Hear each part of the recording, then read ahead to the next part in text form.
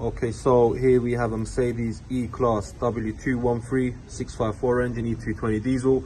Now, we done this customer's rocker arms around this year February time, so just around 8 months ago. And then it also had an issue with its timing chain. We advised the customer of the issue with the timing chain had failed, and the customer took their vehicle elsewhere to get repaired. Now, as we can see, a lot of gasket maker they've used, instead of replacing the rocker cover gaskets, these gaskets are one-time use only. These rocker cover bolts were over tightened. They've actually broken one of them whilst tightening it. When I line it up with the timing, inlet side lines up, but as we can see, the exhaust side is not lining up, timing is out. And also, if you check these two camshaft lobes on the exhaust side, cylinder number 3, I think it has spun the camshaft whilst the timing chain snapped. So ideally they would have had to replace this camshaft. This gives a better view from here. These two should be aligned like this one here and this one here, but if we check cylinder number 3 on the exhaust side, we can see that it spun the lobe, and we're gonna have to take it off and replace it all.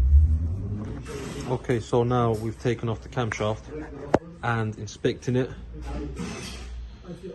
we see the intake side is turning freely. Our issue is on the exhaust side, it's bent and it's not turning freely. It will turn freely a little bit, come up to somewhere, it will seize up. So when the timing chain does fail, it does damage the camshaft on these engines. Obviously, you'll have to inspect it better. You'll have to take off these, I think it's T27 here. T27 two torque bolts here, takes the covers at the top. You can take it out, inspect it. And also as the lobes that I've mentioned on the exhaust side, cylinder number 3, these are the issue as well.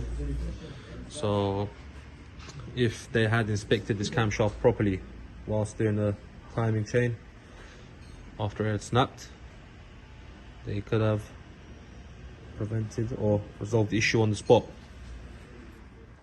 Okay, so we've cleaned up the surface now.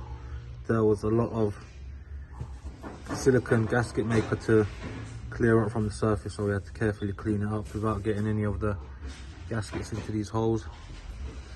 Now we're just going to get our hydraulic lifters, rocker arms together, put them into its place, lock up the new camshaft with the gears and put it back into its place.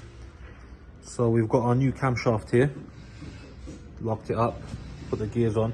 We like to leave the gears a bit free, otherwise with the idler gear right underneath here, there's a chance of the bottom always slipping. So we just leave it a bit, as long as just free like this, and we just tighten it up on the car so we know that timing lines up perfect and there's nothing's running out of space. And here's the old one, as I said, intake side nice and lovely, but the exhaust side, no chance. Very difficult to spin. Okay, so we've put our rocker cover back on. We had to clean the rocker cover thoroughly as there was a lot of gasket maker inside that as well. So cleaned up all where the gasket sits and cleaned up with petrol. We replaced the washers on the injectors, new bolts as well, tightened the torque spec. All the injector pipes returned, they're all back into its place. Fuel rail, closing it up. Now we're going to put the wiring harness back on, air intake on this side, and we replaced the oil filter.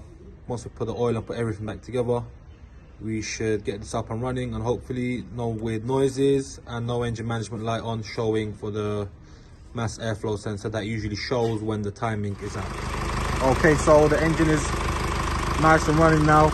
We checked, there was no leaks. We took it for a test drive, done the adaptations. Everything seemed fine. Now our customer is ready to go.